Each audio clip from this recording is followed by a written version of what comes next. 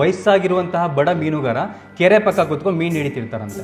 ಅವರಿಗೆ ಒಂದು ದೊಡ್ಡ 5 kg ದೊಡ್ಡ ಮೀನು ಸಿಗುತ್ತೆ ಅವತ್ತು. ಅದೇ ದಾರಿಲಿ ಹೋಗ್ತಿದ್ದಂತಹ ಒಬ್ಬ ಶ್ರೀಮಂತ ಆ ಮೀನನ್ನ ಕಿತ್ಕೊಂಡ್ಬಿಡ್ತಾನಂತೆ. ತನ್ನ ದರ್ಪವನ್ನು ತೋರಿಸಿ, ತನ್ನ ಶಕ್ತಿಯನ್ನು ತೋರಿಸಿ ಆ ಅಜ್ಜನಿಂದ ಮೀನು ಕಿತ್ಕೊಂಡ್ಬಿಡ್ತಾರೆ. ಆ ಮೀನಿಗೆ ಇನ್ನೂ ಅವಾಗ ಜೀವ ಇರುತ್ತೆ, ಒದ್ದಾಡ್ತಿರುತ್ತೆ. ತಕ್ಷಣ ಆ ಮೀನೇನ್ ಮಾಡುತ್ತೆ, ಆ ಶ್ರೀಮಂತನ ಬೆರಳಿಗೆ ಕಚ್ಚಿಬಿಡುತ್ತೆ. ಕಚ್ಚಿದಾಗ ಗಾಯ ಆಗುತ್ತೆ. ಆದ್ರೂ ಕೂಡ ಶ್ರೀಮಂತ ಮೀನು ತಗೊಂಡೋಗಿ ಮನೇಲಿ ಹೆಂಡತಿ ಕೊಟ್ಬಿಟ್ಟು ಆಸ್ಪತ್ರೆಗೆ ಹೋಗಿ ಬ್ಯಾಂಡೇಜ್ ಮಾಡಿಸ್ಕೊಂಡ್ ಬರ್ತಾನೆ. ಒಂದು 15 ದಿವಸ ಆಗುತ್ತೆ, ಗಾಯ ಮಾಯದೇ ಇಲ್ಲ. ಅವ್ನು ಆಸ್ಪತ್ರೆಗೆ ಹೋಗ್ತಾನೆ. ಆಸ್ಪತ್ರೆಗೆ ಹೋದಾಗ ಡಾಕ್ಟರ್ ಹೇಳ್ತಾರೆ ಇದು ಗ್ಯಾಂಗ್ರೀನ್ ಆಗಿದೆ, ಬೆರಳು ಕಟ್ ಮಾಡಬೇಕು ಅಂತ.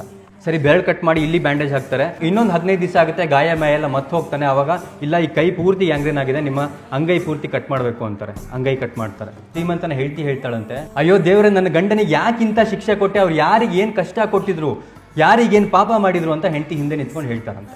ಅವಾಗ ತಕ್ಷಣ ಗಂಡನಿಗೆ ನೆನಪಾಗುತ್ತೆ, ಇಲ್ಲ ನಾನು ಪಾಪ ಮಾಡಿದ್ದೆ, ಒಬ್ಬ ವ್ಯಕ್ತಿ ಕಷ್ಟಪಟ್ಟು ಹಿಡಿದಿದ್ದಂಥ ಮೀನನ್ನ ಇದೇ ಕೈಯಿಂದ ನಾನು ಕಿತ್ಕೊ ಬಂದಿದ್ದೆ ಅಂತ ಹೇಳ್ತಾನಂತೆ. ಅವಾಗ ಅವನಿಗೆ ಅನ್ಸುತ್ತೆ. ತಕ್ಷಣ ಅವನ ಹತ್ರ ಹೋಗಿ, ಮೀನುಗಾರನ ಹತ್ರ ಹೋಗಿ ಸಾರಿ ಕೇಳ್ಬಿಟ್ಟು ಅವ್ನು ಹೇಳ್ತಾನಂತೆ, ಅಂಥದ್ದು ಏನು ಮಾಡಿದೆ ನೀನು, ಅಂತ ಏನು ಮಾಟ ಮಾಡಿಬಿಟ್ಟೆ, ನಿನ್ನ ಹತ್ರ ಮೀನು ಕಿತ್ಕೊಂಡಂತಹ ನನ್ನ ಕೈಯೇ ಕಟ್ಟಾಗೋಯ್ತಲ್ಲ ಅಂತ. ಆ ಬಡ ಮೀನುಗಾರ ಹೇಳ್ತಾನಂತೆ, ನಾನೇನು ತಂತ್ರ ಮಂತ್ರ ಮಾಡಲಿಲ್ಲ, ನೀವು ಕಿತ್ಕೊಂಡು ಹೋದ ತಕ್ಷಣ ಮೇಲ್ ನೋಡಿ, ದೇವರೇ, ಈ ವ್ಯಕ್ತಿ ಅವನ ಶಕ್ತಿ ನನ್ನ ಮೇಲೆ ತೋರಿಸಿದಾನೆ, ಈಗ ನೀನು ನಿನ್ನ ಶಕ್ತಿ ಅವನ ಮೇಲೆ ತೋರಿಸು ಅನ್ನಂತ. ಎಷ್ಟೋ ಜನರಿಗೆ ಅನ್ಯಾಯ ಮಾಡಿ ಬೆಳೀತಿರುವಂಥ ಜನಗಳು ಬಹಳಷ್ಟಿದ್ದಾರೆ. ಅಂಥವ್ರಿಗೆಲ್ಲ ಈ ಕಥೆ ನಿಮಗೆ ತಿಳ್ಕೊಂಡಿದ್ರೆ ನೀವು ಹೋಗಿ ಹೇಳಿ ಅಂಥವ್ರಿಗೆ.